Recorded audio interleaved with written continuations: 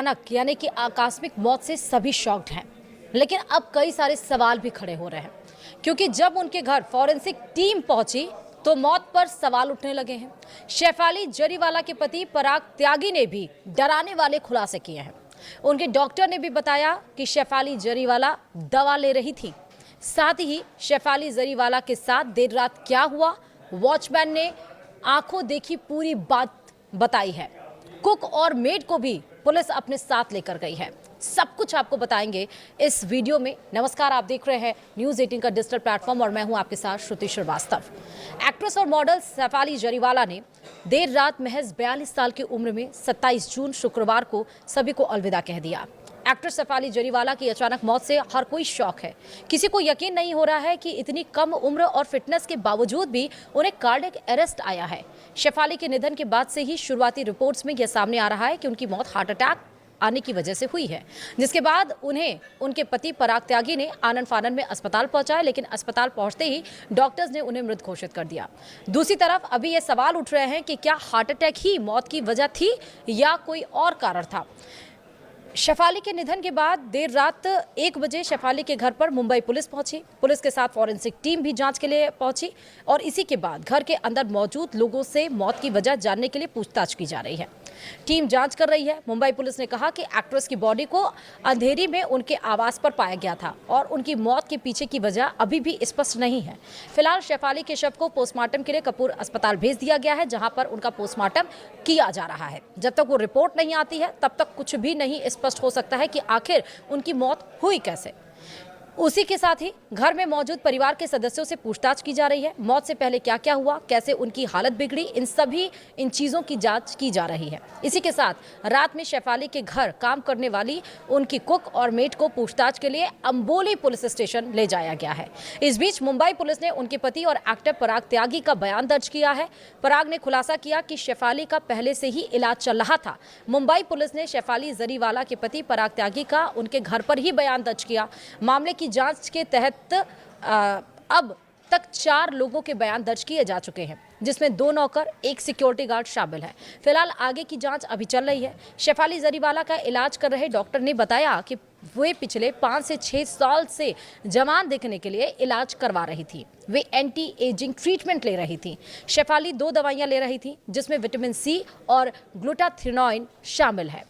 Doctor ने दावा किया कि इस दवा का हार्ट से कोई कनेक्शन नहीं है। ये दवाइयां स्किन फेयरनेस के लिए ली जाती हैं। इसका असर स्किन पर ही हो जाता है।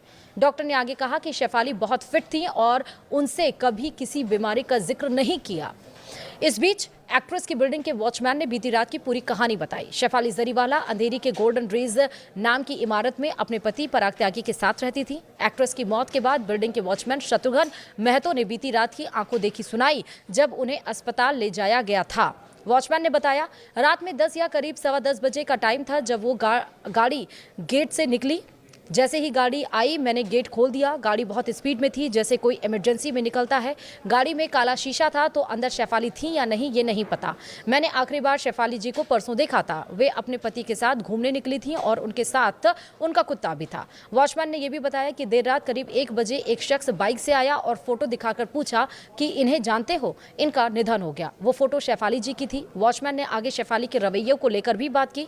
उन्होंने कहा कि उनका बर्ताव अच्छा था, ना किसी को रोकना ना टोकना, अच्छी इंसान थी और इसमें कोई दो राय नहीं। इसके साथ ही शेफाली सोशल मीडिया पर काफ़ी ज़्यादा एक्टिव रहती थी। एक्ट्रेस ने निधन से 3 दिन पहले अपने इंस्टाग्राम पर एक ग्लैमरस फोटोशूट की तस्वीरें भी शेयर की थी। फोटोज़ के साथ उन्होंने लिखा था, ब्लिंग इट ऑन बेबी। वहीं अब एक्ट्रेस के जाने के बाद उनकी आखिरी पोस्ट सोशल मीडिया पर वायरल हो रही है, जो फैंस को इमोशनल कर रही है। बताते चलें कि गुजरात के एक गुजराती परिवार में जन्मी और कंप्यूटर इंजीनियरिंग की पढ़ाई कर रही शेफाली के लिए ये अनोखा मोड़ था जब उन्हें अपने कॉलेज के कैंपस से इस वीडियो के लिए चुना गया था। कौन सा वीडियो और जिसके बाद शेफाली जरीवाला ने साल 2000 की शुरुआत में रिमिक्स वीडियो कांटा लगा की थी। इसी वीडियो का जिक्र कर रहे थे। साल 2002 में डीजे डॉल के रिमिक्स गाने कांटा लगा ने खूब धूम मचाई थी और इसी सॉन्ग से वो काफ़ी ज़्यादा मशहूर हो गई थी, जिससे उन्हें कांटा लगा गर्ल का उपनाम तक मिल गया था। उन्होंने 2000 साल में सलमान खान और अक्षय कुमार की फिल्म मुझसे शादी करोगे में बिजली के एक रूप में एक छोटी सी लेकिन यादगार भूमिका निभाई थी।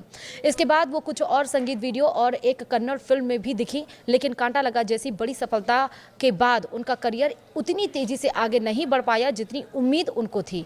इसके अलावा उन्होंने नच बलिए और बिग बॉस 13 जैसे रियलिटी शो का भी हिस्सा बनी थी। बिग बॉस 13 ने भी उन्हें काफ़ी शोहरत और फैंस का प्यार दिया। दरअसल शेफाली ने खुद बताया था कि वह 15 साल की उम्र में मिर्गी यानी कि एपिलेप्सिस से पीड़ित थी और इस बीमारी के कारण उन्हें अक्सर दौरे पड़ते थे, जिससे उनके काम करने की क्षमता पर काफ़ी असर भी पड़ा था। साथ ही ये भी जानकारी मिल पा रही है कि उन्हें हार्ट संबंधी किसी दिक्कतों का सामना करना पड़ता था, जिसका उनके पति पराग त्यागी ने जिक्र भी किया है। अब अगर हम शेफाली जरीवाला के पर्सनल लाइफ की बात कर लें तो पर्सनल लाइफ की बात करें तो शेफाली की ज़िंदगी बड़े उतार चढ़ाव से भरी हुई थी। पराग त्यागी शेफाली जरीवाला के दूसरे हस्बैंड है। एक्ट्रेस ने पहली शादी 2004 में मीट ब्रदर्स के हरमीत सिंह से की थी। हालांकि 5 साल बाद 2009 में शेफाली ने हरमीत से तलाक ले लिया था। तब एक्ट्रेस ने हरमीत पर घरेलू हिंसा और मेंटली टॉर्चर करने के आरोप भी लगाए थे। हरमीत से तलाक के 6 साल बाद 2015 में शेफाली ने पराग त्यागी से शादी की। शेफाली जरीवाला का अचानक चले जाना मनोरंजन जगत के लिए एक बड़ी क्षति है। उनके बिग बॉस के साथी, कंटेस्टेंट और मुंह बोले भाई हिंदुस्तानी भाऊ ने उन्हें याद करते हुए कहा, कांटा लगा की धुन जब भी बजेगी शेफाली जरीवाला का मुस्कुराता हुआ चेहरा हमेशा याद आएगा। एक ऐसी स्टार जिसने एक पीढ़ी को अपने रिमिक्स गाने पर नाचने पर मजबूर कर दिया और जिंदगी का रिमिक्स अधूरा छोड़कर चली गई। इसके साथ ही उनका परिवार भी देर रात पहुंचा।